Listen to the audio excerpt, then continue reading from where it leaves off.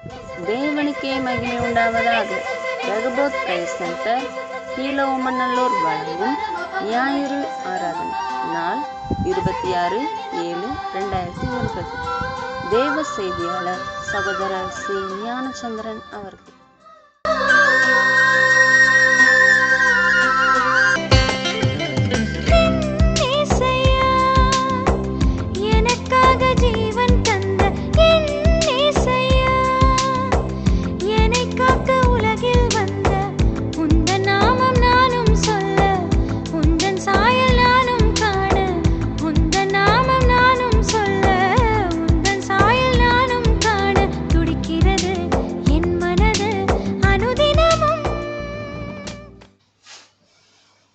கர்த்தருக்கு ஸ்தோத்திரம். மீண்டுமாக இந்த நாளிலும் மனமகிழ்ச்சி நாளின் காலவெளியில் யூடியூப் வழியாக ரெகபோத் பிரேயர்ஸ் என்ற ஊழியத்தின் மூலமாக உங்களை சந்திப்பதில் மிகுந்த மகிழ்ச்சியோடு இருக்கிறேன். கர்த்தருக்கோடான கோடி ஸ்தோத்திரம். உங்களை யாவரையும் வாழ்த்துகிறேன் இயேசுவின் நாமத்தினாலே. எல்லோரும் நீங்கள் இந்த ஊழியத்தின் மூலமாய் நீங்கள் பங்கெடுத்து கர்த்தருடைய வசனத்தை கேட்டு தொடர்ச்சியாய் கர்த்தருடைய வார்த்தையை கேட்டு எங்களோடு இணைந்து பேசுகிறீங்க. அதை குறித்து ரொம்ப சந்தோஷம். அநேகர் ஃபோன் பண்ணி பேசுகிறீங்க, வாட்ஸ்அப் மூலமாக பேசுகிறீங்க. இது ரொம்ப பிரயோஜனமாக இருக்கிறது என்று சொல்லி அநேகர் இடத்திலே தொடர்பு கொண்டு பேசுகிறது ரொம்ப ஆசீர்வாதமாய் சந்தோஷமான விஷயமா இருக்கிறது. கர்த்தருடைய பரிசுத்த நாமம் மாத்திரம் மகிமைப்படுவதாக. இந்த மனமகிழ்ச்சி நாளிலும் மீண்டுமாய் கர்த்தரை ஆராதிக்க தந்த கிருபைக்காய் ஸ்தோத்திரம். இந்த லாக்டவுன் நாட்களில் கூட கிருபையாக இந்த வருஷத்திலே பொழுதான் துவங்கினது போல் இருக்கிறது. 6 மாதங்களை கடந்து 7வது மாதத்திலே கடைசி ஞாயிற்றுக்கிழமைக்குள் வந்துவிட்டோம். கர்த்தர் தாமே இவ்வளவாய் பாதுகாத்து வந்தார், இனியும் நம்மை பாதுகாப்பார். தொடர்ந்து கர்த்தருடைய சமூகத்திலே நாம் காத்திருப்போம், ஜெபிப்போம். அதை தொடர்ந்து கர்த்தரை துதித்து பாடி கர்த்தருடைய கிருபையுள்ள வார்த்தைகளை தியானிப்போம். யாவரும் ஜெபம் செய்வோம். எங்களை நேசிக்கிற எங்கள் அன்பின் நல்ல பிதாவாகிய கர்த்தாவே, ஆசீர்வதிக்கப்பட்டதான அந்த மனமகிழ்ச்சி நாளுக்காய் கர்த்தரை துதிக்கிறோம், ஸ்தோத்திரிக்கிறோம். அம்மா, இம்மட்டும் கர்த்தர் கிருபையாய் எங்களை காத்து வந்தீரே, நன்றி தகப்பனே, ஸ்தோத்திரிக்கிறோம் ராஜா. 2020ஆம் வருஷத்தை இப்பொழுதுதான் துவங்கினது போல் காணப்படுகிறது. 7 மாதங்களை கடந்து வருகிறது.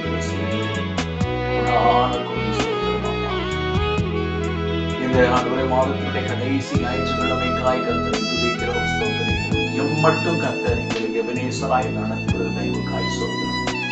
கொடான கோடி ஸ்தோத்திரம் ஐயா. கர்த்தர் நல்ல ஜீவன், சுகம், பலன், ஆரோக்கியம் தந்தீங்க. நன்றி தகப்பனே. ஆகாரம் தந்தீங்க, இருக்க வஸ்திரம் தந்தீங்க, இருக்க இருப்பிடம் தந்தீங்க, நல்ல வேலைகள், வருமானங்களை கொடுத்தீங்க. ஏசப்பா, கொடான கோடி ஸ்தோத்திரம். இந்த கொடிய நோய்களுக்கு விலக்கி எங்களை பாதுகாத்து வந்தீங்களே ஏசப்பா, கொடான கோடி ஸ்தோத்திரம். கூட யூடியூப் வழியாக இதோடு இணைந்து ஜெபிக்கிற ஒவ்வொருவரையும் கர்த்தாவே மாதத்தில் ஜெபிக்கிறேன். ஒவ்வொருவரையும் ஆசீர்வதிங்க தகப்பனே. பல விதமான தேவைகளின் மத்தியில் இருக்கிற பிள்ளைகளை கர்த்தர் சந்தித்து திடப்படுத்தும்படியா ஜெபிக்கிறான். பலம் கொண்டு திடமனதாய் என்று சொல்லி ஒவ்வொருவரையும் தேற்றும்படியா ஜெபிக்கிறேன். பயப்படாதே, நான் உனக்கு துணை நிற்கேன் சொன்ன தேவன் தாமே ஒவ்வொருவரையும் திடப்படுத்தும்படியா தைரியப்படுத்தும்படியா ஜெபிக்கிறான் தகப்பனே. கொடான கோடி ஸ்தோத்திரம். நேரத்தை எங்களுக்கு ஆசீர்வாதமாய்த்தான், பாடல்களை ஆசீர்வாதமாய்த்தான். கர்த்தருடைய வார்த்தையை தியானிப்பதற்கு பலன் தார்.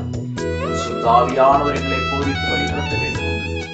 இயேசு கிறிஸ்துவின் பொற்பாதம் அணிந்து கெஞ்சு மன்றாடி நல்ல பிதாவே, ஆமென்.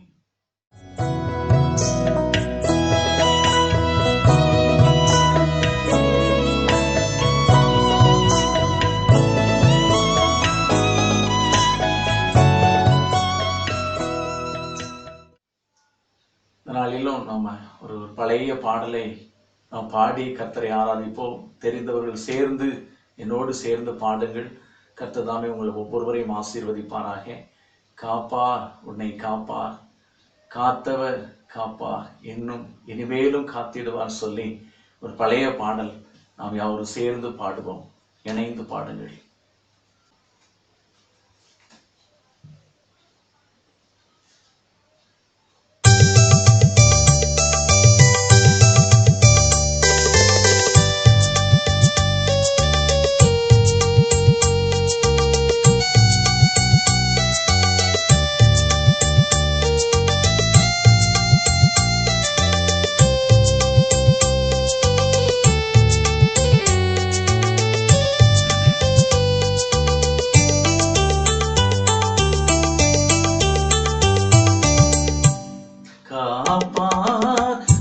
உன்னை காப்பார், காத்தவர் காப்பார், இன்னும் இனிமேலும் காத்திடுவார். கலங்காதே மனமே, காத்திடுவார். காப்பார், உன்னை காப்பார், காத்தவர் காப்பார், இன்னும் இனிமேலும் காத்திடுவார். கலங்காதே மனமே, காத்திடுவார்.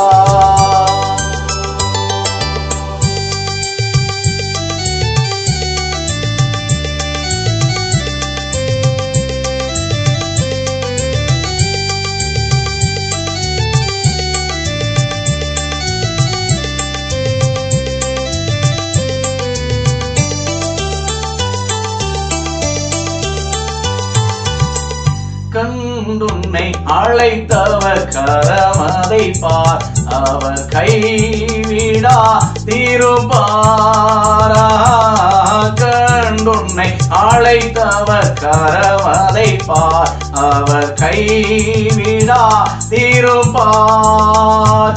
ஆண்டுகள் தோறும் உனக்கவர் அளித்த ஆசிகளை எண்ணிப்பார், எண்ணிப்பார், எண்ணிப்பார், எண்ணிப்பார், என்றும் அதை எண்ணிப்பார், என்றும் அதை எண்ணிப்பார்.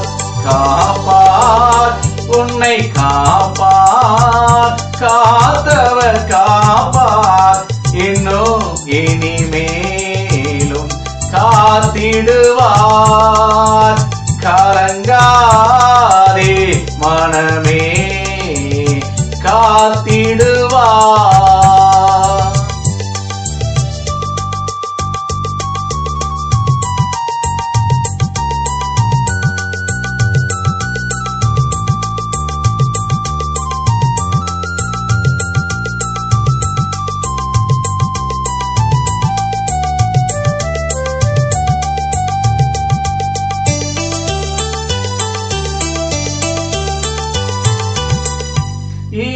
இஸ்ரவேலுக்கு வாக்குப்படி இன்பக்காரான் அளிக்கவில்லையோ?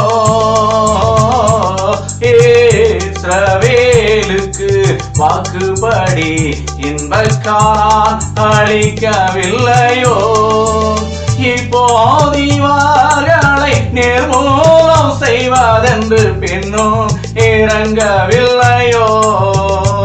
இல்லையோ, இல்லையோ, இல்லையோ, மனஸ்தாபம் கொள்ளவில்லையோ?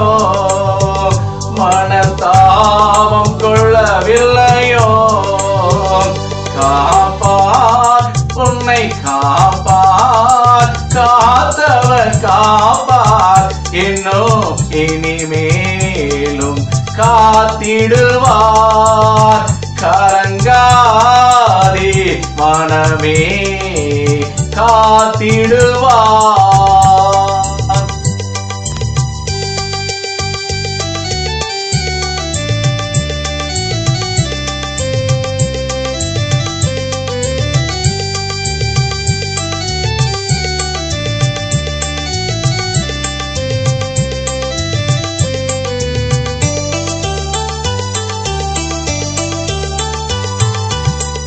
வீழ்ச்சியில் விழித்துன்னை மீட்பவரும், இகழ்ந்திடாது சேர்ப்பவரும். வீழ்ச்சியில் விழித்துன்னை மீட்பவரும், இகழ்ந்திடாது சேர்ப்பவரும். சிற்சில வேளையில் சிற்றையினால் உன்னை கிட்டி இழுப்பவரும். ஜெயமோ கணமோ சுகமோ உனக்கென்று அளிப்பவரும், உனக்கென்று அளிப்பவரும். காப்பார், உன்னை காப்பார், காத்தவர் காப்பார், காத்திடுவார். கலங்காதே மனமே காத்திடுவார். காப்பார் உன்னை காப்பார். காத்தவர் காப்பார் இன்னும் இனிமேலும் காத்திடுவார். கலங்காதே மனமே காத்திடுவார்.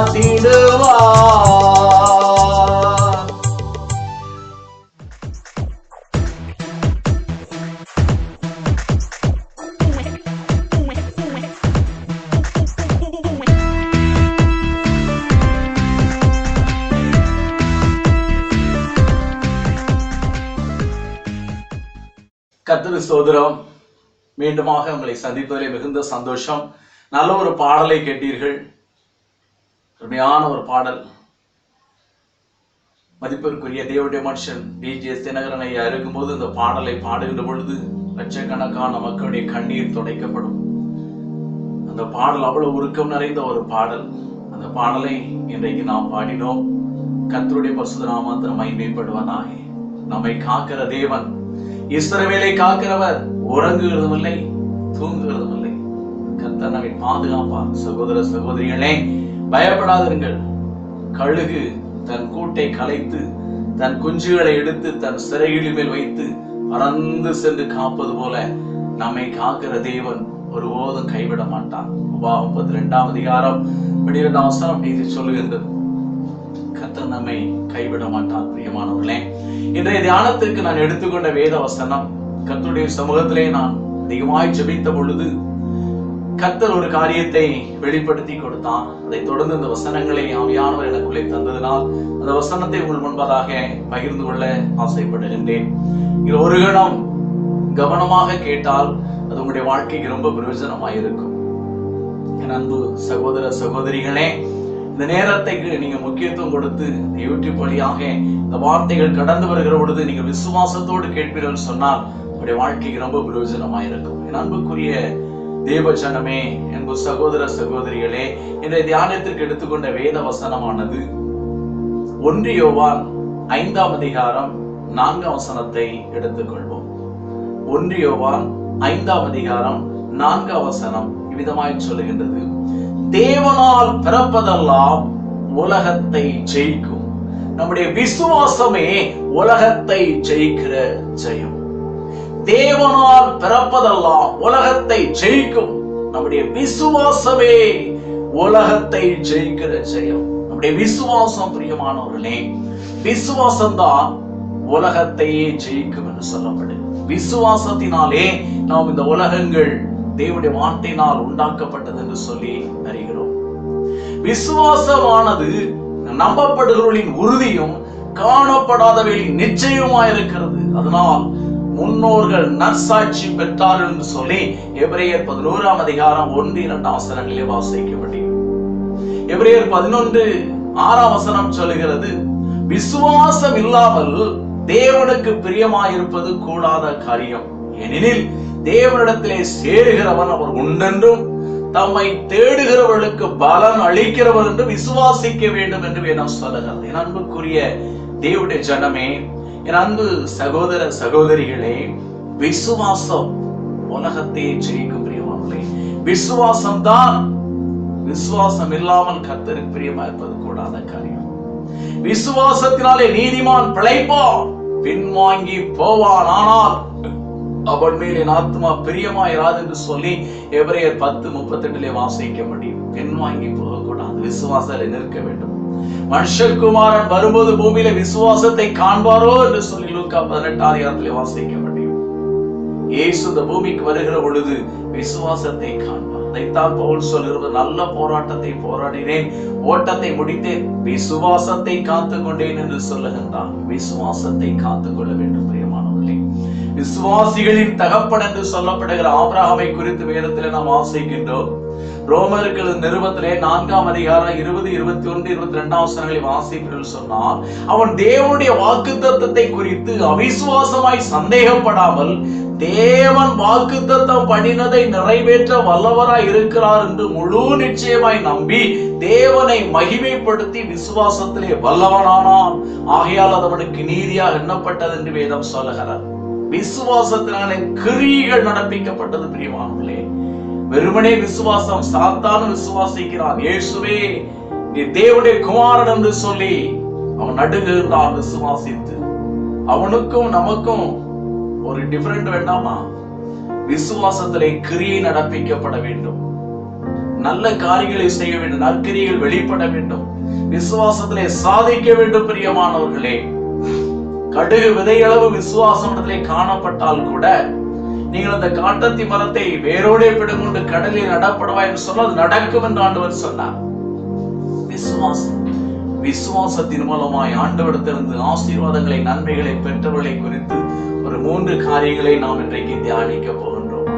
என் அன்பு சகோதர சகோதரிகளே, விசுவாசம் எப்படி சோதிக்கப்படுகிறது, விசுவாசம் எப்படி ஆண்டவருடைய சமூகத்தில் எதிர்பார்க்கப்படுகிறது, எப்படி விசுவாசத்தோடு காணப்பட்டால் ஆண்டவரிடத்தின் நன்மையை பெற்றுக்கொள்ள முடியும், ஆசீர்வாதங்களை சொந்தித்துக் கொள்ள முடியும் என்பதை ஒரு 3 காரியங்களை நாம் தியானிப்போம். இன்றைக்கு எடுத்துக்கொள்ளுங்கள். மார்க் எழுதின சுவிசேஷத்திலே 9ஆம் அதிகாரத்திலே, மார்க் எழுதின சுவிசேஷம் 9ஆம் அதிகாரத்திலே பார்ப்போம் என்று சொன்னால், பிரியமானவர்களே, 22, 23 வசனங்களிலே பார்க்கின்ற பொழுது ஒரு மனுஷன் வந்து தன்னுடைய மகன் அசுத்த ஆவியின் பிடியினால் பாதிக்கப்பட்டிருந்த பொழுது அவன் முதலாவது இயேசுவின் சீஷரிடத்திலே சொல்லுகின்றான். அவர்களால் அதை துரத்தி விட முடியவில்லை. இந்த சம்பவம் முடிந்த போது இயேசு ஏன் இங்கே வாக்குவாதம் பண்ணி கொண்டிருக்கீர்கள் சொல்லி கேட்ட பொழுது, அப்பொழுது அந்த பிள்ளையுடைய தகப்பன் சொல்ற, ஆண்டவரே, என் மகன், அங்கே வேதத்திலே வாசிக்கின்றோம் 18ஆம் வசனத்திலே, குருடும் 17ஆம் வசனத்திலே சொல்லப்படுவார், ஊமையான ஒரு ஆவி பிடித்த என் மகனை இடத்திலே கொண்டு வந்தேன். அது அவனை எங்கே பிடித்தாலும் அங்கே அவனை அலைக்கழிக்கிறது. அப்பொழுது அவன் முறைதள்ளி பல்லை கடித்து சோர்ந்து போகிறான். அதை துரத்தி விடும்படி சீசரிடத்திலே கேட்டேன், அவர்களால் கூடாமல் போயிற்று என்று சொல்லுகிறான். இயேசு சொல்லுகின்றார், மாறுபாடுள்ள சந்ததியே, எதுவரைக்கும் பிரதித்திரமாக விசுவாசம் இல்லாத சந்ததியே, எதுவரைக்கும் நான் உங்களோடு இருப்பேன், எதுவரைக்கும் இடத்திலே பொறுமையா இருப்பேன், அவனை இடத்திலே கொண்டு வாருங்கள் சொன்னார். அப்ப அவனுடைய அந்த தகப்பனுடைய மகனை இங்கே இயேசு இடத்திலே கொண்டு வருகின்றான். அவன் இயேசு இடத்துல வருகிறதுக்குள்ளே அவனை அலைக்கழித்து கீழே தள்ளி நுரைதள்ளி அந்த மனுஷன் உருண்டு அந்த பிள்ளை பயங்கரமான ஒரு சேதத்துக்குள் ஆக்கப்படுகிறதை பார்க்கிறோம். இயேசு அந்த தகப்பனத்திலே கேட்கிறார், இது இவனுக்கு உண்டாகி எவ்வளவு நாள் ஆயிற்று என்று சொல்லி. அந்த தகப்பன் சொல்லுகின்றான், என் சிறுவழியிலிருந்தே உனக்கு இது இருக்கிறது என்று சொன்னது மட்டுமல்ல, 22ஆம் வசனத்திலே சொல்லுகின்றான், இவனை கொல்லும்படிக்கு அது அநேக தரம் தீயிலும் தண்ணீரிலும் தள்ளிற்று. நீர் ஏதாயிலும் செய்யக்கூடுமானால் எங்கள் மேல் மனதிறங்கி எங்களுக்கு உதவி செய்ய வேண்டும் என்றார்.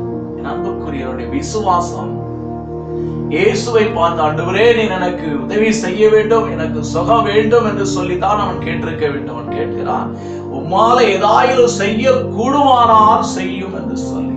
அதான் 23ஆம் வசனத்திலே இயேசு அவனை பார்த்து சொல்கிறான், நீ விசுவாசிக்க கூடுமானால் ஆகும். இவர் சொல்லுகிறான், உம்மால் ஏதாவது செய்ய கூடுமானால் எனக்கு செய்யும் என்று சொல்லுகின்றான். இயேசு சொல்லுகின்றார், நீ விசுவாசிக்க கூடுமானால் ஆகும். விசுவாசிக்கிறவனுக்கு எல்லாம் கூடும் என்று சொல்லி. என் அன்புக்குரிய சகோதர சகோதரிகளே, விசுவாசம் உள்ள ஜெபம் பிணியாளியை ரட்சிக்கும் என்று சொல்லி யாக்கோபு 5ஆம் அதிகாரத்தில் வாசிக்க முடியும். விசுவாசம் இல்லாமல் எப்படி அவனால் காரியத்தை சாதிக்க முடியும்? உம்மால் ஏதாயிலும் செய்யக்கூடுமானால் செய்யும் என்று சொல்லி அவிசுவாசத்தோடு சொல்லி, அவிசுவாசம் உள்ளவன் கர்த்தரிடத்தில் எதையாயிலும் பெற்றுக் கொள்ளலாம் என்று நினையாதிருப்பானாக என்று சொல்லி யாக்கோபு 1ஆம் அதிகாரத்திலே வாசிக்க முடிகின்றது. இயேசுவை பார்த்து சொல்லி, விசுவாசிக்க கூடுமானால் ஆகும். அப்பொழுதுதான் அவன் தன்னுடைய பலவீனத்தை உணர்கிறான். 23ஆம் வசனத்தின் பின்பகுதியிலே சொல்கிறான், ஆண்டவரே விசுவாசிக்கிறேன், விசுவாசிக்கிறவனுக்கு எல்லாம் கூடும் சொன்னால் அந்த 24 வசனத்திலே சொல்லப்படுகிறது, உடனே பிள்ளையின் தகப்பன், விசுவாசிக்கிறேன் ஆண்டவரே, என் அவிசுவாசம் நீங்கும்படி எனக்கு உதவி செய்யும் என்று சொல்லி. அன்பு சகோதர சகோதரிகளே, விசுவாசத்தை பார்த்தான் ஆண்டவர் ஆசீர்வதிக்கிறார். மழை பெய்கிறது, ஒருவன் ஒரு பெரிய டோப் அல்லது ஒரு பெரிய ஒரு அகலமான ஒரு பாத்திரத்தை கொண்டு அந்த மழை தண்ணீரை பிடிப்பதற்கு வைக்கிறார். ஒரு டம்ளர், ஒரு டீ குடிக்கிற ஒரு டம்ளரை கொண்டு வந்து அந்த மழை தண்ணீரை வைக்கின்றார். மழை பெய்கின்றது, திருப்பி எடுத்து பார்த்தால் பெரிய டோப் வைத்தவனுக்கும் நிரம்பி இருக்கிறது, ஓரளவுக்கு கிளாஸ் டம்ளர் வச்சவனுக்கும் நிரம்பி இருக்கிறது. எது கூடுதல்? அவனுடைய விசுவாசம் மழையில இவ்வளவு தண்ணீர் பெருகும் என்று சொல்லி பெரிய பாத்திரத்தை கொண்டு வைத்தான், அதுவும் பெருகி இருக்கிறது. இவனுடைய விசுவாசம் மழை தண்ணீர் இவ்வளவுதான் கிடைக்கும் என்று சொல்லி ஒரு டம்ளரை வச்சார், அவ்வளவுதான் கிடைக்கும். விசுவாசத்தை பார்த்து ஆண்டவர் ஆசீர்வதிக்கிறான். இந்த மகனை குறித்து பார்க்கின்ற பொழுது இந்த தகப்பன் விசுவாசத்திலே பலவீனமாய் காணப்படுகின்றான். ஐயா, நீர் ஏதாவது செய்ய கூடுமானால் என்று சொல்லுகின்றார். ஆண்டவர் அவனை பார்த்து கேட்கிற, நீ விசுவாசிக்க கூடுமானால் ஆகும்.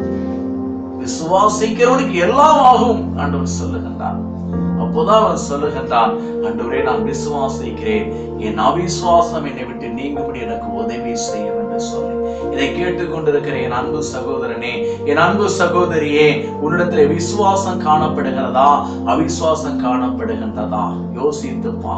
நெடுநாட்களாக எவ்வளவோ நாட்கள் ஜெபித்து விட்டேன், எவ்வளவோ நாட்கள் ஆண்டவருடைய சமூகத்திலே மன்றாடி விட்டேனே, நடக்கவில்லை என்று சொல்லுகிறாயா? உன்னுடைய விசுவாசம் எப்படி காணப்படுகின்றது? அவிசுவாசத்தோடு நீ காணப்படுவாயானால் ஆண்டவரிடத்தில் இந்த அற்புதங்களை பெற்றுக்கொள்ள முடியும். இந்த மனுஷன் அப்படித்தான் காணப்பட்டான். பிரியமானவர்களே, இயேசுவை அவன் கண்டும் கூட அவனிடத்தில் விசுவாசம் வரவில்லை. ஒரு நாள் முடியுமோ முடியாதோ என்ற ஒரு பலவீனத்தோடு தான் காணப்பட்டான். இயேசு அவனை எச்சரித்த போதுதான், நீ விசுவாசிக்க கூடுமானால் ஆகும் என்று சொன்னபோது, ஆண்டவரே, நான் விசுவாசிக்கிறேன், என் அவிசுவாசம் நீங்கும்படி எனக்கு உதவி செய்யும் என்று சொன்னான். இயேசு அந்த பிசாசை துரத்தி அவனுடைய மகனுக்கு சுகத்தை கொடுத்தார். பிரியமானவர்களே, இதை கேட்டுக்கொண்டிருக்கிற அன்பு சகோதரனே, அன்பு சகோதரியே, என்றைக்கு நீ விசுவாசிப்பாயானால், நெடுநாட்களாக வியாதிப்பட்டிருந்திருக்கலாம், ஏதோ ஒரு பலவீனத்திலே தாக்கப்பட்டிருக்கலாம், வேலை இல்லாமல் இருந்திருக்கலாம், எதிர்பார்த்த காரியத்திலே ஒன்று நடக்கவில்லை என்று சொல்லி சோர்ந்து போயிருந்திருக்கலாம். இன்றைக்கு உனக்கு அற்புதத்தை இயேசு சொல்லுகின்றார். இன்றைக்கு இயேசுவின் நாமத்தில் உனக்கு ஒரு அற்புதம் நடக்க போறது. நீ விசுவாசித்தால், இந்த வார்த்தையை நீ விசுவாசிப்பாயானால், இந்த சத்தியத்தை நீ கேட்டு இயேசுவை விசுவாசிப்பாயானால், இயேசுவின் நாமத்தை விசுவாசிப்பாயானால் உனக்கு அற்புதம் செய்வான். யோவான் 14:14 சொல்லி இருக்கிறது போல, என் நாமத்தினால் நீங்கள் எதை கேட்டால் அதை செய்வேன் என்று ஆண்டவர் வாக்கு கொடுத்திருக்கிறார் அல்லவா? நிச்சயமாய் கட்டாயமாய் செய்வான். பிரியமானவர்களே, பயப்படாதீர்கள். அடுத்தபடியாக இரண்டாவதாக லூக்கா எழுதின சுவிசேஷத்தை திருப்பிக் கொள்ளுங்கள். இரண்டாவது காரியமாக லூக்கா எழுதின சுவிசேஷத்துல 8ஆம் அதிகாரத்திலே பார்க்கின்ற பொழுது 41ஆம் வசனம் முதல் வாசிக்கின்ற பொழுது, இயேசு அந்த பட்டணத்திற்கு வருகின்ற பொழுது, யவீரு அவன் ஒரு ஜெபாலய தலைவன் என்று சொல்லப்படுகிறது. யவீரு என்கிறதான பேருடைய மனுஷன். அவனுடைய குமாரன் தீஸ்மார் 12 வயது நிரம்பிய அவனுடைய மகள் மரண தருவாயிலே இருக்கின்றான், வியாதி படுக்கையிலே இருக்கின்றான். இப்போது யவீர் இயேசுவிடத்திலே ஆண்டவரே, நீர் வீட்டுக்கு வர வேண்டும், என் மகள் மரண தருவாயில இருக்கான், நீ ஜெபம் பண்ண வேண்டும் என்று சொன்ன உடனே இயேசு யவீரோடு கூட பிரயாணப்படுகின்றார். இயேசுவோடு கூட திரளான ஜனங்களும் கூட சென்று கொண்டிருக்கிறார்கள். யவீரு போகின்றார், ஜெபாலய தலைவன். இயேசு போகின்றார், இயேசுவோடு கூட வலது பக்கத்தில் இடது பக்கத்திலும் திரளான கூட்டம் போய் கொண்டிருக்கிறார்கள். வழியிலே ஒரு சம்பவம் நடக்கிறது. பிரியமானவர்களே, இப்ப போகிறது யவீர் வீட்டுக்கு, ஆனால் வழியிலே கொஞ்சம் தாமதமாகின்றது. என்ன என்று சொன்னால் 43ஆம் வசனத்திலே வாசிக்கின்றோம், 12 வருஷமாய் பெரும்பாடுள்ள ஒரு ஸ்திரீ தன்னுடைய ஆஸ்திகள் எல்லாம் வித்து வைத்தியத்திலே செலவழித்தும் கூட எவ்வளவாயிலும் சுகமடையாது இருந்தால் என்று சொல்லி வேதம் சொல்லப்படுகிறது. தன்னுடைய ஆஸ்திகள், தன்னுடைய பொருள்கள், தன்னுடைய எல்லா சொத்து சுகங்கள் எல்லாம் விற்று பார்த்தும் கூட, மருத்துவத்துக்கு சிகிச்சைக்காய் செலவழித்தும் கூட அவருடைய வாழ்க்கையில ஒரு விடுதலை இல்லை. அவருடைய அந்த பெருமாடிலிருந்து ஒரு விடுதலை இல்லை. பெருமாடு என்று சொல்லுகின்ற பொழுது நியாயப்பிரமாணத்தின்படி பார்த்தால் லேவியராகமம் 15ஆம் அதிகாரத்திலே 19, 25ஆம் வசனங்களை வாசிப்பீர்கள் என்று சொன்னால், அந்த பெருமாடு உள்ள அந்த டைம்ல 7 நாட்கள் தீட்டுப்பட்டிருப்பான்னு சொல்லப்படும் ஸ்திரீகளை குறித்து. அதே நேரத்தில் 25ஆம் வசனத்திலே பார்க்கின்றோம், அங்கே நெடுநாட்களாக அந்த சூழ்நிலை உண்டாகி கொண்டிருந்தால் அவர்கள் அந்த இருக்கிற நாட்களெல்லாம் தீட்டுப்பட்டு தான் இருப்பான்னு சொல்லப்படுது. அப்படியானால் இந்த சகோதரி வெளியிலே சொல்ல முடியாத ஒரு சூழ்நிலை பிரியமானவர்களே. அவருடைய அந்தரங்கத்திலே வேதனை, எவ்வளவோ பணத்தை செலவழித்து பார்த்தோம், அவளுக்கு ஒரு விடுதலை இல்லாத ஒரு சூழ்நிலை. இதை கேட்டுக் கொண்டிருக்கிற என் அன்பு சகோதரனே, என் அன்பு சகோதரியே, யாருக்குமே தெரியாத நிலையில நீ கஷ்டப்பட்டு கொண்டிருக்கிறாயா? இரவெல்லாம் தூக்கம் இல்லை என்று சொல்லி அங்கலாய்த்து கொண்டிருக்கிறாயா? யாரிடத்துல இதை சொல்வது, மருத்துவரிடத்தில் கூட சொல்ல முடியாதே என்று சொல்லி அங்கலாய்த்து கொண்டிருக்கிறாயா? பெற்ற தாய் தகப்பனிடத்திலோ உடன் பிறந்த சகோதர சகோதரிகளோட கூட பகிர்ந்து கொள்ள முடியாதே என்று சொல்லி வேதனையோடு கூட இருக்கிறாயா? உன்னை புரிந்து கொள்கிற இயேசு உன்னோடு கூட இருக்கிறார் பிரியமானவர்களே. அவர் உன்னை விசாரிக்கிற தேவன். கவலைகள் எல்லாம் அவர் மேல் வைத்து விடு. இவள் எவ்வளவோ பிரயாசப்பட்டு பார்த்தார். 12 வருஷமாய் இந்த வேதனை நடுவிலே வாழ்ந்து கொண்டிருந்தால் சகோதரனே, சகோதரியே, இதை கேட்டுக் கொண்டிருக்கிற என் அன்பு சகோதரனே, என் அன்பு சகோதரியே, உன்னோடு கூட ஆண்டவர் இடைவிடுகிறார். அந்த வசனத்தின் மூலமாக நீ தனிப்பட்ட முறையில் இந்த வேதனையை தாங்கிக் கொண்டிருக்கிறாயோ, அல்லது வேலை இல்லாத திண்டாட்டத்தில் இருந்து கொண்டிருக்கிறாயோ, இப்பொழுது வேலை தட்டுப்பாட்டான ஒரு சூழ்நிலை, பண கஷ்டத்திலே என்ன செய்வது என்று சொல்லி அங்கலாய்த்து கொண்டிருக்கிறாயா? யாரிடத்திலே போய் கேட்பது என்று சொல்லி உனக்குள்ளேயே ஒரு போராட்டத்திலே இருந்து கொண்டிருக்கிறாயா? குற்ற மனசாட்சியோடு கூட நின்று கொண்டிருக்கிறாயா? தன்னம்பிக்கை இழந்து போய் நின்று கொண்டிருக்கிறாயா? ஆண்டவரோடு கூட பேசுகிறார். மகனே, மகளே, பயப்படாதே. இந்த ஸ்திரீ 12 வருஷமான பெருமாள் உள்ள ஸ்திரீ செய்வதறியாது தவிக்கிறார். கூட்டமோ கூட்டம், அதிக கூட்டம் போகின்றது. அவளுக்குள்ளே ஒரு விசுவாசம் வந்தது. ஒருவேளை அவருக்கு முன்பதாக செல்ல முடியாது. வலது பக்கத்தில் இடது பக்கத்திலும் மக்கள் சூழ்ந்து போய் கொண்டிருக்கிறார்கள்.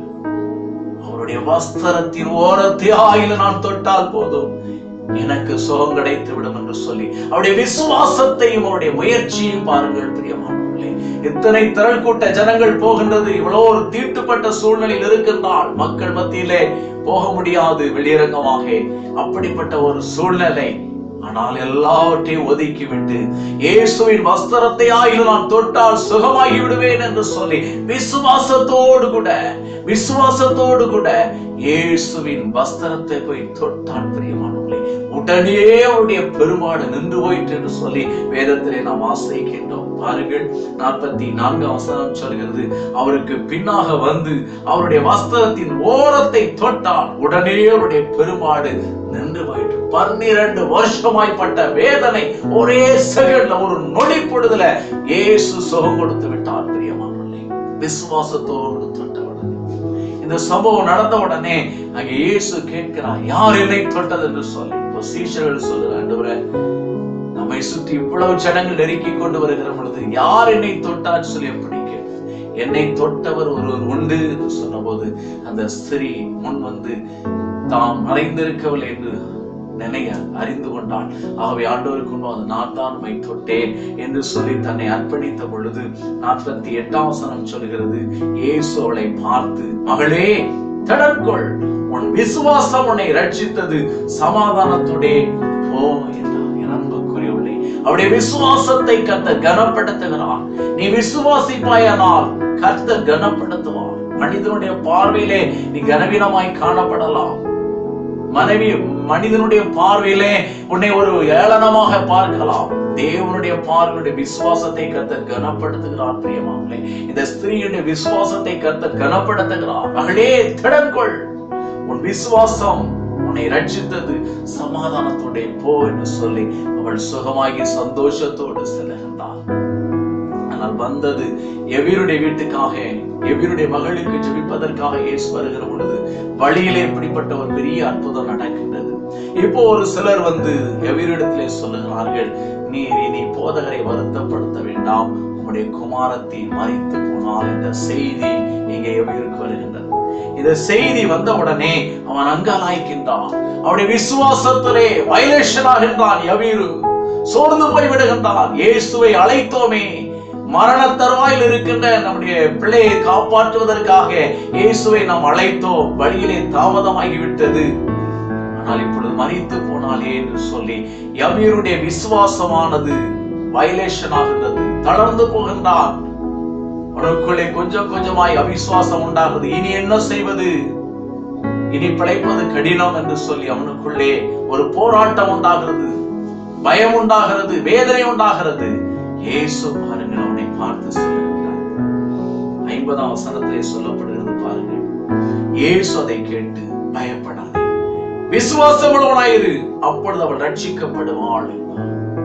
அநேகருடைய வார்த்தையினால் இங்கே எபிரு சோர்ந்து போன போது, விசுவாசத்தை விட்டு அங்கே சோர்ந்து போன போது, இனி எப்படி நடக்க போதோ என்று சொல்லி தளர்ந்த போது, விசுவாசத்திலே வயலேஷன் ஆகின்ற பொழுது இயேசு சொல்லுகின்றார், நீ என்னை அழைக்கும் போது எப்படி விசுவாசித்தாயோ அந்த விசுவாசத்திலே நிலைத்து, நீ என்னை கூப்பிடும் போது என்ன நினைத்து கூப்பிட்டாய், இயேசு என் வீட்டுக்கு வந்தால் என் மகள் சுகமடைந்து விடுவாள் சொல்லி விசுவாசத்தோடு கூப்பிட்டாய் அல்லவா எபிரு, அதை விட்டு விடாதே, அந்த விசுவாசத்திலே நிலைத்து.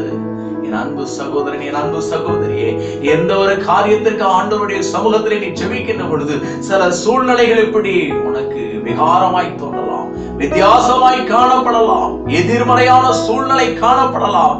சோர்ந்து போகாதே. அதற்காகத்தான் இந்த சுவிசேஷத்தை உங்கள் மத்தியிலே இன்றைக்கு ஆண்டவர் கொண்டு வருகிறார். பிரியமானவர்களை, கடன் கொள் என்று சொல்லி ஆண்டவர் தேற்றுகிறார். வீட்டுக்கு போகின்றார். அநேகருடைய வார்த்தைகள் அவிசுவாசமாய் காணப்படுகின்றது. இனி என்ன செய்வது என்று சொல்லி எல்லாரும் அங்கலாய்த்துக் கொண்டிருக்கிறார்கள். இயேசு வீட்டுக்குள்ளே போய் அந்த பிள்ளையுடைய தாய் தகப்பன் சீஷரில் ஒரு சிலரை மாத்திரம் அழைத்து கொண்டு போய் ஆண்டவர் இயேசு கிறிஸ்து அந்த வீட்டுக்குள் போன போது அந்த பிள்ளையை பார்த்து எழுந்திரு என்று சொன்னபோது அவள் மரித்து போன அவனுடைய மகள், எபிருடைய மகள், 12 வயது நிரம்பிய அந்த மகள் உயிரோடு எழுப்பப்பட்டான். அந்த குடும்பத்தில் ஒரு பெரிய சந்தோஷம். பிரியமானவர்களே, விசுவாசம் உள்ள ஜெபம் தான் பிணியாளியை ரட்சிக்கும். அவள் விசுவாசத்தோடு தொட்டால் அற்புதத்தை பெற்றுக் கொண்டாள். இயேசு எபிருவை தடப்படுத்தினார். அந்த விசுவாசத்தை அவன் பிடித்துக் கொண்டால் கர்த்தர் அவனுடைய மகளுக்கு சுகத்தை கொடுத்து ஆசீர்வதித்தார். பிரியமானவர்களே, மூன்றாவது ஒரு காரியத்தை பார்த்து நாம் ஜெபிப்போம். பிரியமானவர்களே, மூன்றாவது ஒரு காரியம், யோவான் சுவிசேஷத்தை திருப்பிக் கொள்ளுங்கள். யோவான் சுவிசேஷம் 4ஆம் அதிகாரத்தை எடுத்துக்கொண்டு சொன்னால், முதலாவது அற்புதத்தை இயேசு யோவான் சுவிசேஷம் 2ஆம் அதிகாரத்திலே கலிலேயா நாட்டில் உள்ள கானா ஊரின் கல்யாண வீட்டிலே செய்தார் சொல்லி நாம் பார்க்க முடியும். 11:12 வாசிக்கின்ற பொழுது முதலாவது அற்புதத்தை இயேசு கலிலேயா யோவான் சுவிசேஷம் 2ஆம் அதிகாரம் 11ஆம் வசனத்திலே முதல் அற்புதத்தை கலிலேயா நாட்டில் உள்ள கானா ஊரின் கல்யாண வீட்டிலே செய்தார். இப்போ அதே கலிலேயா நாட்டில் உள்ள கானா ஊருக்கு இயேசு வந்திருக்கின்றார். இயேசு கலிலேயா நாட்டிலே கானா ஊருக்கு வந்திருக்கிற பொழுது கப்பர்நகூம் என்று சொல்லப்பட்டதான அந்த பட்டணத்தில் உள்ள ஒரு ராஜாவின் மனுஷன் அதை கேள்விப்பட்ட போது அவனுடைய மகன் வியாதியாய் கிடக்கிறான். ஆகவே அந்த மகனுக்கு சுகம் வேண்டும், இயேசுவை அழைத்து வரும்படியாக கப்பர்நகூமில் இருந்து இங்கே கலிலேயா நாட்டில் உள்ள கானா ஊருக்கு இயேசுவிடத்திலே வந்து ஆண்டவரிடத்திலே வந்து கேட்கிறான், ஆண்டவரே, நீர் மகன் மரண அவஸ்தையா இருக்கிறான், நீர் வந்து உனக்காக சுகம் கொடுக்க வேண்டியது வந்து ஜெபிக்க வேண்டும் என்று சொல்லி இயேசுவை அழைக்கிறார். பிரியமானவர்களே, இயேசு அவனை பார்த்து சொல்லுகின்ற பொழுது, நீங்கள் அடையாளங்களையும் அற்புதங்களையும் காணாவிட்டால் விசுவாசிக்க மாட்டீர்கள் என்று சொல்லி எச்சரிப்போடு கூட சொல்லுவதை பார்க்கிறோம். இந்த வார்த்தையை கேட்டபோது அவன் மனமடிந்து போய்விடவில்லை. பிரியமானவர்களே, ஆண்டவரிடத்திலே வந்தோம், ஆண்டவருடைய வார்த்தை இப்படியா இருக்கிறதே என்று சொல்லி அவன் மனம் சோர்ந்து போகவில்லை. அவன் மறுபடியும் சொல்லுகிறான், அதற்கு ராஜாவின் மனுஷன், ஆண்டவரே, என் பிள்ளை சாகிறதற்கு முன்னே நீர் வர வேண்டும். அவனுடைய விசுவாசம் எல்லாம் இயேசு என் வீட்டுக்குள் வர வேண்டும், அப்பொழுது என் மகன் பிழைத்து விடுவான். இதுதான் அவனுடைய விசுவாசம் பிரியமானவர்களே. ஆனால் ஆண்டவராக இயேசு கிறிஸ்து சொல்லுகின்றார் 50ஆம் வசனத்திலே, நீ போகலாம், உன் குமாரன் பிழைத்திருக்கிறான் என்றார். இப்போ அவருடைய விசுவாசத்திற்குள்ளே ஒரு சில கேள்வி உண்டாகிறது. அதை நாம் சற்று சிந்தித்து பார்க்க வேண்டும் பிரியமானவர்களே. இவனுடைய எண்ணம் என்ன? எப்படியாவது இயேசு நம்முடைய வீட்டுக்கு வருவார், நம்முடைய மகன் பிழைத்து விடுவான் என்பதுதான் நம்முடைய எண்ணம். இப்போ இயேசு சொல்லுகின்றார், நீ போகலாம், உன் குமாரன் பிழைத்திருக்கிறான் என்று சொல்லுகின்றார். எப்படி போவது, வீட்டிலே போய் என்ன சொல்வது என்பதான ஒரு போராட்டம் இருக்கக்கூடும் அல்லவா? ஆனால் அந்த மனுஷன் என்ன செய்தான் தெரியுமா? இந்த வசனம் சொல்லுகிறது 50ஆம் வசனத்திலே பாருங்கள். இயேசு அவனை நோக்கி, நீ போகலாம், உன் குமாரன் பிழைத்திருக்கிறான் என்றார். அந்த மனுஷன் இயேசு சொன்ன வார்த்தையை நம்பி போனான். ஹல்லேலூயா, ஹல்லேலூயா. கர்த்தருடைய வார்த்தையை அவன் விசுவாசித்தான் பிரியமானவர்களே. 138ஆம் சங்கீதம் 2ஆம் வசனத்திலே பின்பகுதி சொல்லுகின்றது, உம்முடைய சகல பிரஸ்தாபத்தை பார்க்கிற உம்முடைய வார்த்தையை நீர் மகிமைப்படுத்தி இருக்கிறீர் என்று சொல்லணும். அவருடைய வார்த்தையினால் எல்லாம் உண்டாக்கப்பட்டது. வானம், பூமி, அவற்றுக்குள் அடங்கிய சகலமும் கர்த்தருடைய வார்த்தையினால் உண்டாக்கப்பட்டது. அவருடைய வார்த்தையை அவன் நம்பி போதான் என்று வேதம் சொல்கிறது பிரியமானவர்களே. இதர கப்பர் நகூமிலிருந்து ராஜாவுடைய மனுஷன் இயேசுவின் வார்த்தையை நம்பி போனான் பிரியமானவர்களே. நடந்ததுன்னு தெரியுமா? அவன் பாதி வழிக்கு போகிறதற்கு முன்பதாகவே அவனுடைய வீட்டிலிருந்து ஒருவன் வருகிறான், உன் மகன் பிழைத்திருக்கிறான் என்று சொல்லுகின்றான். அப்போ இந்த மனுஷன் கேட்கின்றான், எப்போ பிழைத்திருக்கிறான், எப்போ உனக்கு இது சுகம் கிடைத்தது என்று சொல்லி கேட்டால், நேற்று 7ஆம் மணி நேரத்திலே சுகம் கிடைத்தது என்று சொல்லுகிறான். இயேசு சொன்ன அதே நேரத்திலே அங்கு சுகம் கிடைத்தது பிரியமானவர்களே. எவ்வளவு பெரிய அற்புதம் பார்த்தீங்களா? இன்றைக்கு வாழ்க்கையிலே சுகம் வேண்டுமா? ஏதோ ஒரு காரியத்திற்காக நீ ஏங்கிக் கொண்டிருக்கிறாயா? அல்லது உனக்கு வேண்டியவர்கள், உன்னுடைய உறவினர்களோ, உன்னுடைய தகப்பனோ, தாயோ, சகோதர சகோதரிகளோ வியாதியிலே போராடி கொண்டிருக்கிறார்களா? என் அன்புக்குரியவர்களே, இந்த வசனத்தை வைத்து நீங்கள் ஜெபித்து பாருங்கள் பிரியமானவர்களே. இந்த மனுஷன் இயேசு சொன்ன வார்த்தையை நம்பி போனான், சுகத்தை பெற்றுக்கொண்டான், அற்புதங்களை பெற்றுக்கொண்டான் பிரியமானவர்களே. விசுவாசம் உள்ள ஜெபம் பிணியால் இரட்சிக்கும். விசுவாசம்தான் உலகத்தை ஜெயிக்கிற ஜெயம் பிரியமானவர்களே. எபிரேயர் 12ஆம் அதிகாரம் 1ஆம் வசனம் சொல்கிறது, ஆகையால் மேகம் போன்ற திரளான சாட்சிகள் நம்மை சூழ்ந்து கொண்டிருக்க, பாரமான யாவற்றையும் நம்மை சுற்றி நெருங்கி இருக்கிற பாவத்தை தள்ளிவிட்டு விசுவாசத்தை துவக்குகிறவரும் முடிக்கிறவருமாயிருக்கிற நம்முடைய இரட்சகரா இயேசு கிறிஸ்துவை நோக்கி நமக்கு நியமித்திருக்கிற ஓட்டத்திலே பொறுமையோடு ஓடக்கடவும் என்று வேதம் சொல்லுகிறதே. விசுவாசத்தை விட்டு விடாதீர்கள். விசுவாசம் என்னும் கப்பலை சேதப்படுத்தி விடாதீர்கள் பிரியமானவர்களே. விசுவாசம் என்னும் கேடகத்தை பிடித்துக் கொள்ளுங்கள் பிரியமானவர்களே. மனுஷன் இயேசு சொன்ன வார்த்தையை நம்பி போனான், அற்புதத்தை கண்டுகொண்டான். 3 காரியங்களை பார்த்தோம். மார்க் எழுதின சுவிசேஷத்திலே 9ஆம் அதிகாரத்திலே நாம் பார்க்கின்ற பொழுது அந்த மனுஷன் என்ன செய்வது என்று சொல்லி தத்தளிப்போடு கூட அவிசுவாசத்தோடு காணப்பட்டான். இயேசு சொன்னார், நீ விசுவாசிக்க கூடுமானால் ஆகும், விசுவாசிக்கிறவனுக்கு எல்லாம் கூடும் என்று சொன்னபோது அவன் விசுவாசித்தான், அற்புதங்களை கண்டான். 2வதாக லூக்கா 8ஆம் அதிகாரத்திலே பார்க்கின்றோம், எவருடைய வீட்டுக்கு போகிறதற்கு முன்பதாகவே அந்த 12 வருஷம் பெரும்பாடுள்ள ஸ்திரீ விசுவாசத்தோடு இயேசுவின் வஸ்திரத்தை தொட்டபடினால் சுகத்தை பெற்றுக் கொண்டாள்.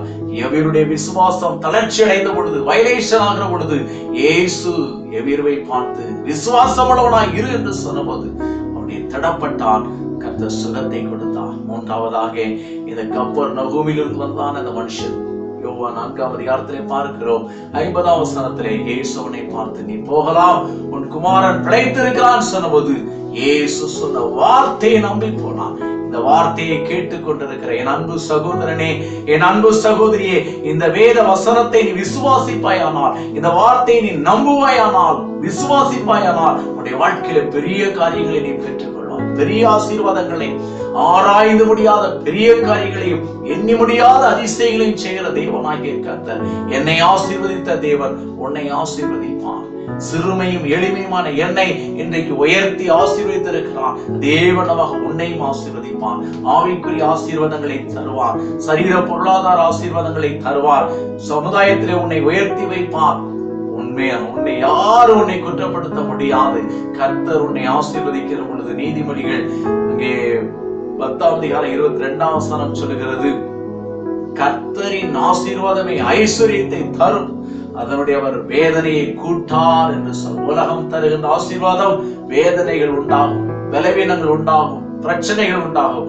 கர்த்தர் தருகின்ற ஆசீர்வாதம் வேதனை இல்லாத ஆசீர்வாதம், ஐஸ்வர்யத்தை கொண்டு வரும். பிரியமானவர்களே, உண்மையுள்ள மனுஷன் பரிபூரண ஆசீர்வாதங்களை பெறுவான் என்று வேதம் சொல்லுகிறது.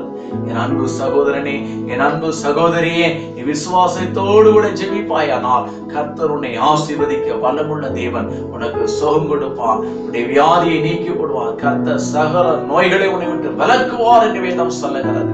அவர் தாமே நம்முடைய பலவீனங்களை ஏற்றுக்கொண்டு நம்முடைய நோய்களை சிலுவையிலே சுமந்தார் என்று வேதம் சொல்லுகிறது.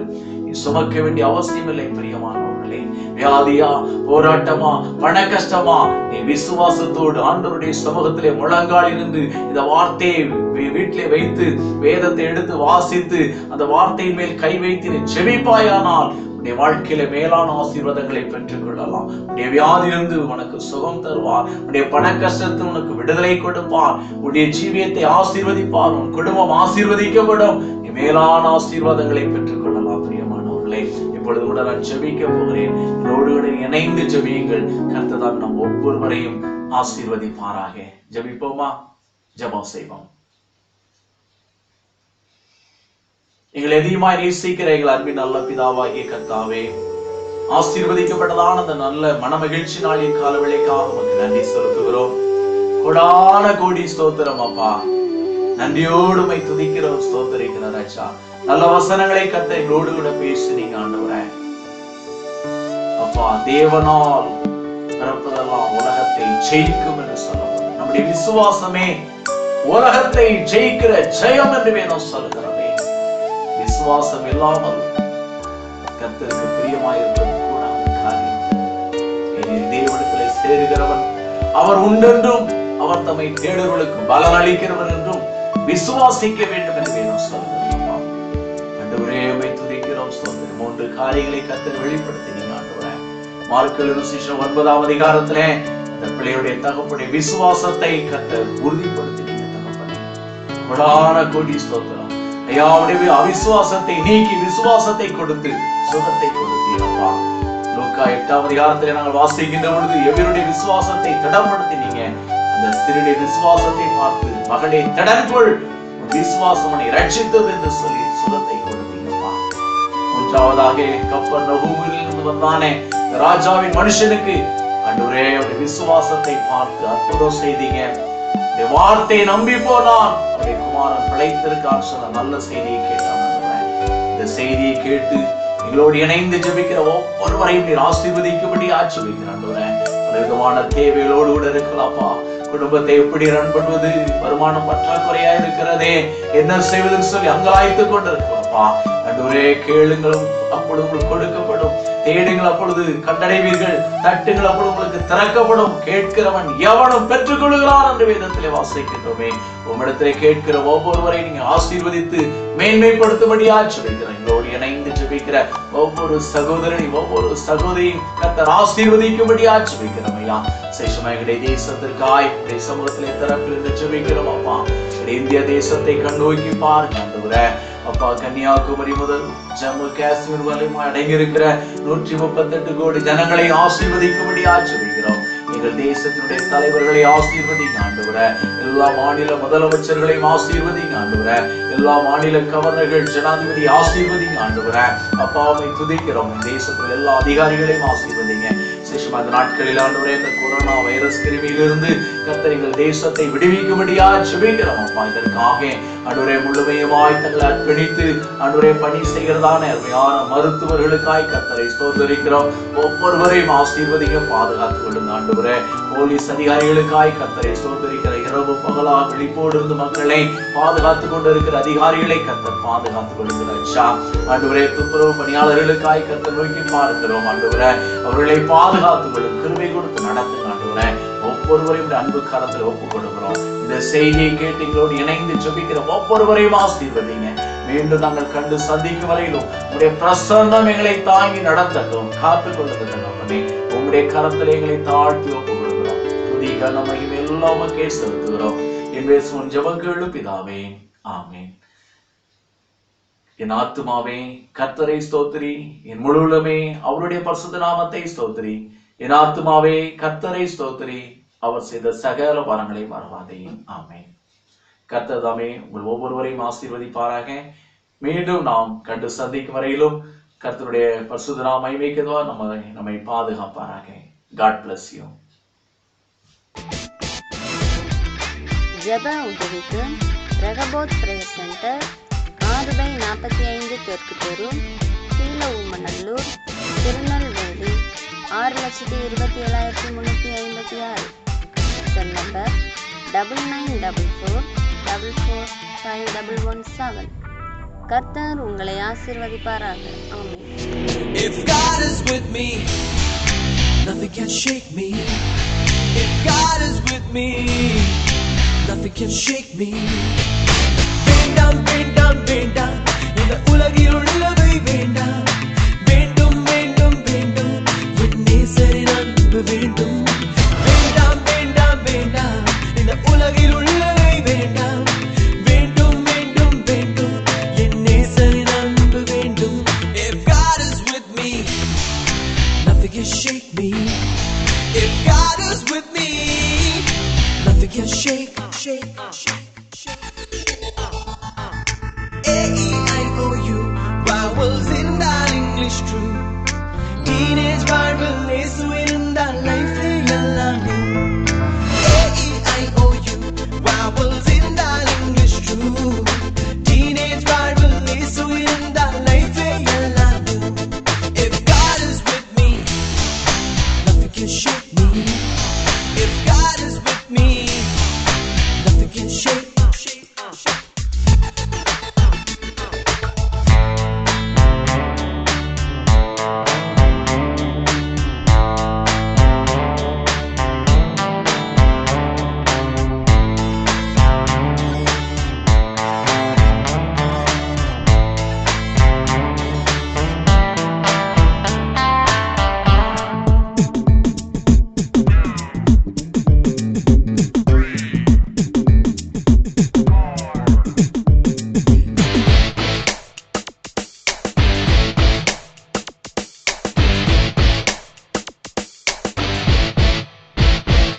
His grace is with me, nothing can break me. His grace is with me, nothing can break me. வேண்டாம் வேண்டாம் வேண்டாம், இந்த உலகில் உள்ளதை வேண்டாம். வேண்டும் வேண்டும் வேண்டும், என் நேசரின் அன்பு வேண்டும். வேண்டாம் வேண்டாம் வேண்டாம், இந்த உலகில் உள்ளதை வேண்டாம். வேண்டும் வேண்டும் வேண்டும், என் நேசரின் அன்பு வேண்டும். His grace is with me, nothing can break me. His grace is with me, nothing can break. Come on, man. Let's go, y'all. Turn it up. Turn it up. Turn it up. Push the tempo. Turn it up.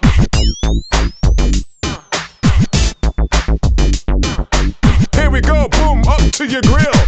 A-E-I-O-U, vowels in our English true. None of the Bible is so in our life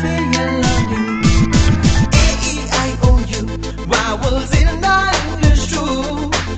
None of the Bible is so in our life God's strength is with me, nothing can stop me.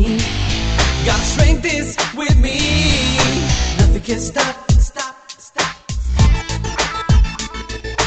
A-E-I-O-U, vowels in that English true. Teenage Bible is so in that life